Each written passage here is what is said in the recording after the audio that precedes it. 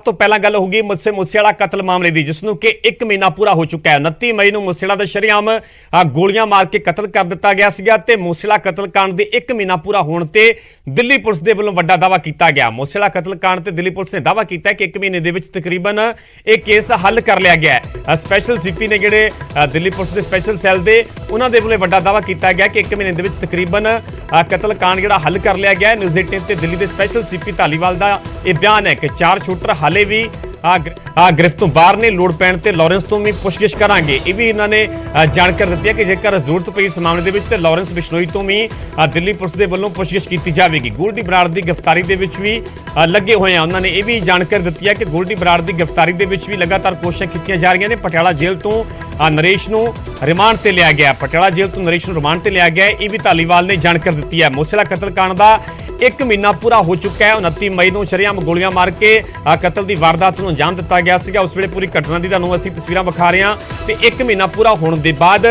Delhi police के वालों दावा किया गया कि 1 महीने के तकरीबन यह पूरा केस हल कर लिया गया है। नाल ही उन्होंने कहा कि 4 शूटर हले भी पुलिस की गिरफ्त तो बाहर ने। उन्होंने जल्दी गिरफ्तार कर लिया जाएगा। यह भी लगातार दावा किया जा रहा है। तो गोल्डी बराड़ की गिरफ्तारी के भी लगे हुए। गोल्डी बराड़ जिहड़ा कि लॉरेंस बिश्नोई का खासम खास है, इस पूरे कतल कांड का मास्टरमाइंड है, कैनेडा के बैठा हुआ है। तो दिल्ली पुलिस के वालों दावा किया गया कि गोल्डी बराड़ की गिरफ्तारी के भी लगातार कोशिशें की जा रही हैं।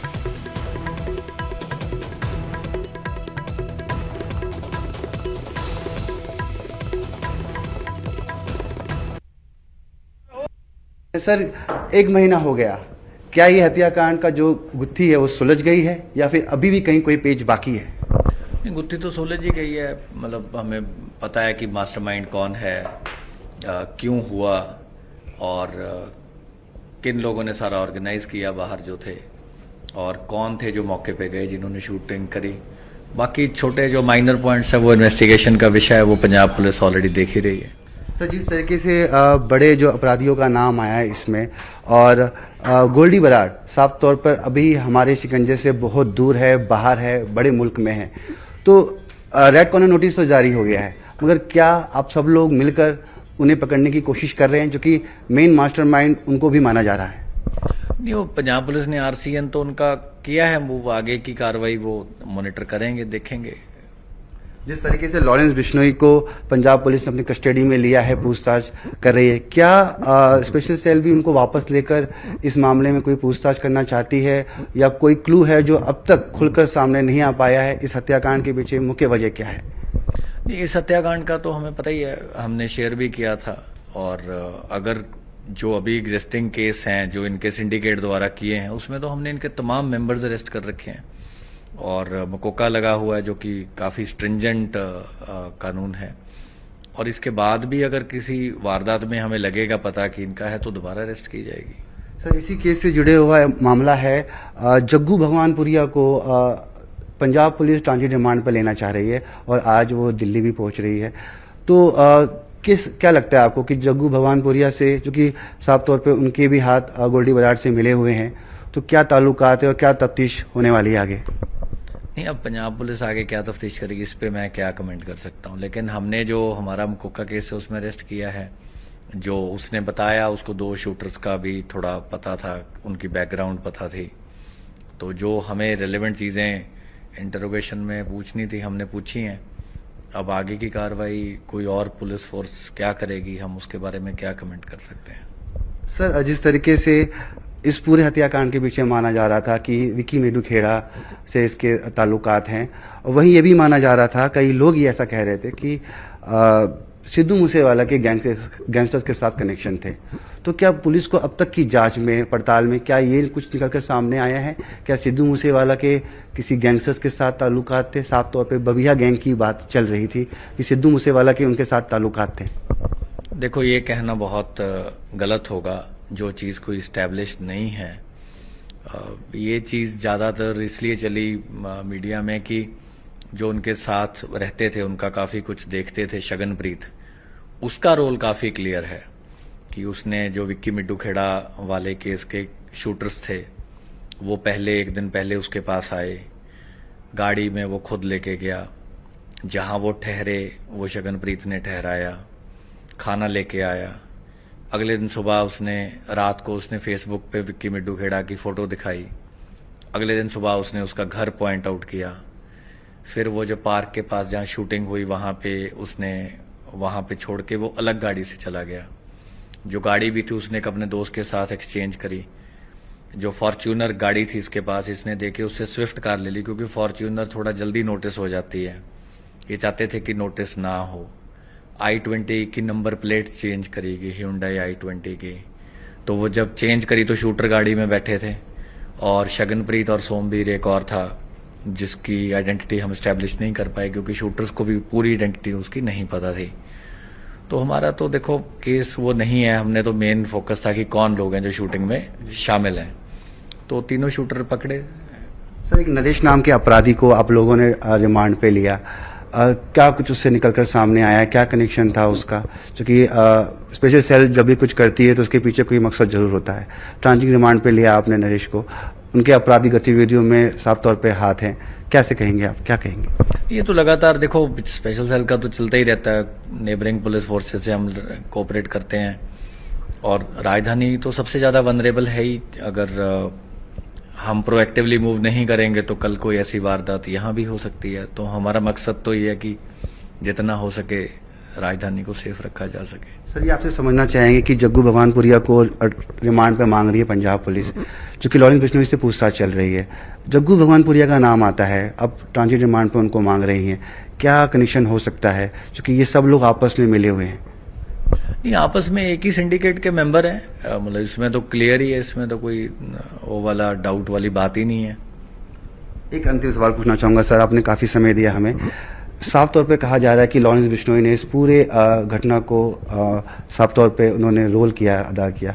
उनके पास फोन कैसे आया, किस तरीके से वो जेल अथॉरिटी के अंदर थे और फोन का इस्तेमाल कर वो सब कुछ लीड कर रहे थे, तो ये इसके ऊपर एक प्रशासन के ऊपर सवाल उठता है।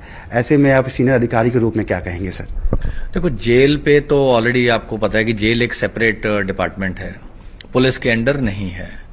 और जेल की बात करें तो हमने कुछ केसेस में जेल के स्टाफ को भी अरेस्ट किया है, जहां हमने देखा कि किसी ने अंदर से कोई प्लानिंग करी, फोन यूज हुआ, जहां जेल वालों ने कुछ उसको मुहैया करवाया और वो एस्टेब्लिश हो गया।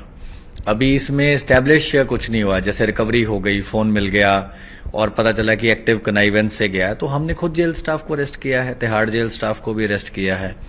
और इनके तो अब सिर्फ यहाँ नहीं, इनके जो बाकी साथी हैं बड़ी सारी स्टेट की जेलों में, इन्होंने बताया कि बीच बीच में कभी किसी का फोन चला, नहीं चला, बहुत बार इनका नहीं भी चला, जो बहुत बार इनका फोन पकड़ा जाता है, इनके पास नहीं भी होता। तो ये चीजें तो देखो, अब इस केस के रिलेटेड आप बात कर सकते हो, एक जनरल बात करने का तो कोई फायदा नहीं है।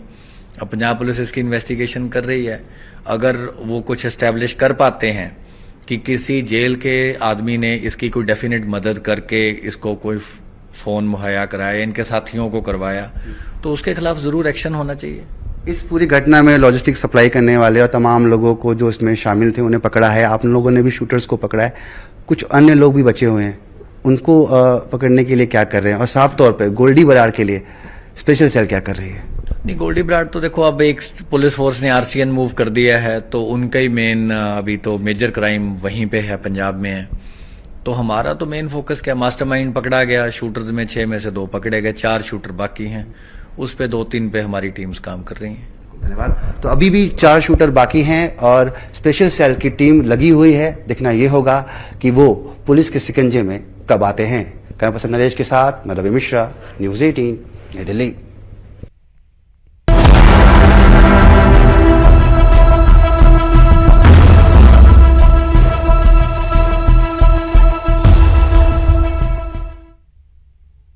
ਅੱਗੇ ਵਧਾਂਗੇ ਤੇ ਗੱਲ ਕਰਾਂਗੇ ਡਰੱਗ ਇੰਸਪੈਕਟਰ ਦੀ, ਜੋ ਹੁਣ ਪੁਲਿਸ ਦੀ ਗ੍ਰਿਫਤ ਵਿੱਚ ਹੈ। ਅੰਮ੍ਰਿਤਸਰ ਦੇ ਵਿੱਚ ਡਰੱਗ ਇੰਸਪੈਕਟਰ ਬਬਲੀਨ ਕੌਰ ਨੂੰ ਪੁਲਿਸ ਨੇ ਗ੍ਰਿਫਤਾਰ ਕੀਤਾ ਹੈ। ਮੈਡੀਕਲ ਸਟੋਰ ਮਾਲਕ ਤੋਂ ਰਿਸ਼ਵਤ ਮੰਗਣ ਦੇ ਸਿੱਧੇ ਤੌਰ ਤੇ ਇਲਜ਼ਾਮ ਲੱਗੇ ਨੇ। ਸੀਐਮ ਹੈਲਪਲਾਈਨ ਨੰਬਰ ਤੇ ਦਰਅਸਲ ਇਹ ਸ਼ਿਕਾਇਤ ਮਿਲੀ ਸੀਗੀ। ਸ਼ਿਕਾਇਤ ਮਿਲਣ ਤੋਂ ਬਾਅਦ 'ਚ ਇਹ ਕਾਰਵਾਈ ਹੋਈ ਹੈ। ਦਰਜਾ 4 ਮੁਲਾਜ਼ਮ ਦੇ ਬਿਆਨਾਂ ਦੇ ਆਧਾਰ ਤੇ ਪੁਲਿਸ ਦੇ ਵੱਲੋਂ ਇਹ ਵੱਡਾ ਐਕਸ਼ਨ ਲਿਆ ਗਿਆ ਹੈ। ਪਹਿਲਾਂ ਤੋਂ ਗ੍ਰਿਫਤਾਰ ਦਰਜਾ 4 ਕਰਮਚਾਰੀ ਹੈ, ਜਿਸ ਦੇ ਵੱਲੋਂ ਇਹ ਜਾਣਕਾਰੀ ਦਿੱਤੀ ਗਈ ਤੇ ਉਸ ਦੇ ਆਧਾਰ ਤੇ ਹੁਣ ਐਕਸ਼ਨ ਹੋਇਆ। ਪਠਾਨਕੋਟ ਤੇ ਅੰਮ੍ਰਿਤਸਰ ਦੀ ਡਰੱਗ ਇੰਸਪੈਕਟਰ ਹੈ ਬਬਲੀਨ। ਪੁਲਿਸ ਨੇ ਗੁਰੂ ਨਾਨਕ ਦੇਵ ਯੂਨੀਵਰਸਿਟੀ ਤੋਂ ਬਬਲੀਨ ਨੂੰ ਗ੍ਰਿਫਤਾਰ ਕੀਤਾ ਹੈ। ਘਰ ਦੇ ਵਿੱਚ ਰੇਡ ਦੇ ਦੌਰਾਨ ਦਰਅਸਲ ਬਬਲੀਨ ਕੌਰ ਪੁਲਿਸ ਨੂੰ ਨਹੀਂ ਮਿਲੀ ਸੀ, ਜਿਸ ਤੋਂ ਬਾਅਦ ਪੁਲਿਸ ਕੋਲ ਇਹ ਜਾਣਕਾਰੀ ਪਹੁੰਚਦੀ ਹੈ ਕਿ ਉਹ ਗੁਰੂ ਨਾਨਕ ਦੇਵ ਯੂਨੀਵਰਸਿਟੀ ਆ, ਉੱਥੇ ਪੁਲਿਸ ਦੀ ਟੀਮ ਪਹੁੰਚਦੀ ਹੈ ਤੇ ਜੀਐਨਡੀ ਉੱਤੋਂ ਹੀ ਬਬਲੀਨ ਕੌਰ ਨੂੰ गिरफ्तार कर लिया जाता। सो ड्रग इंस्पैक्टर बबलीन कौर ਨੂੰ गिरफ्तार किया गया। करप्शन के मामले ਦੇ ਵਿੱਚ ਮੈਡੀਕਲ ਸਟੋਰ ਮਾਲਕ ਤੋਂ ਰਿਸ਼ਵਤ ਮੰਗਣ ਦੇ ਦਰਅਸਲ ਇਲਜ਼ਾਮ ਲੱਗੇ ਨੇ। ਇਹਨਾਂ ਇਲਜ਼ਾਮਾਂ ਦੇ ਆਧਾਰ ਤੇ ਪੁਲਿਸ ਵੱਲੋਂ ਐਕਸ਼ਨ ਲਿਆ ਗਿਆ ਹੈ। ਸੀਐਮ ਹੈਲਪਲਾਈਨ ਨੰਬਰ ਤੇ ਸ਼ਿਕਾਇਤ ਮਿਲਣ ਤੋਂ ਬਾਅਦ ਇਹ ਕਾਰਵਾਈ ਹੈ। ਦਰਅਸਲ ਦਰਜਾ 4 ਮੁਲਾਜ਼ਮ ਦੇ ਬਿਆਨਾਂ ਦੇ ਆਧਾਰ ਤੇ ਐਕਸ਼ਨ ਹੋਇਆ। ਪਹਿਲਾਂ ਤੋਂ ਗ੍ਰਿਫਤਾਰ ਹੈ ਦਰਜਾ 4 ਕਰਮਚਾਰੀ ਤੇ ਉਸ ਦੇ ਵੱਲੋਂ ਇਹ ਬਿਆਨ ਦਿੱਤਾ ਗਿਆ ਸੀਗਾ, ਉਸ ਦੇ ਵੱਲੋਂ ਇਹ ਜਾਣਕਾਰੀ ਦਿੱਤੀ ਗਈ ਸੀ, ਉਸ ਦੇ ਵੱਲੋਂ ਹੀ ਬਬਲੀਨ ਕੌਰ ਦਾ ਨਾਮ ਲਿਆ ਗਿਆ, ਜਿਸ ਦੇ ਆਧਾਰ ਤੇ ਪੁਲਿਸ ਦੇ ਵੱਲੋਂ ਐਕਸ਼ਨ ਲਿਆ ਗਿਆ। ਪਹਿਲਾਂ ਪੁਲਿਸ ਬਬਲੀਨ ਕੌਰ ਦੇ ਘਰ ਪਹੁੰਚਦੀ ਹੈ, ਉੱਥੇ ਹਾਲਾਂਕਿ ਬਬਲੀਨ ਨਹੀਂ ਮਿਲਦੀ। ਉਸ ਤੋਂ ਬਾਅਦ ਪੁਲਿਸ ਨੂੰ ਜਾਣਕਾਰੀ ਮਿਲਦੀ ਹੈ ਕਿ ਗੁਰੂ ਨਾਨਕ ਦੇਵ ਯੂਨੀਵਰਸਿਟੀ ਹੈ ਉਹ, ਫਿਰ ਉੱਥੇ ਪੁਲਿਸ ਦੀ ਟੀਮ ਪਹੁੰਚਦੀ ਹੈ ਤੇ ਆਖਰਕਾਰ ਪੁਲਿਸ ਨੇ ਜੀਐਨਡੀਯੂ ਤੋਂ ਬਬਲੀਨ ਕੌਰ ਨੂੰ ਗ੍ਰਿਫਤਾਰ ਕਰ ਲਿਆ ਤੇ ਅਗਲੀ ਕਾਰਵਾਈ ਸ਼ੁਰੂ ਕਰ ਦਿੱਤੀ ਹੈ।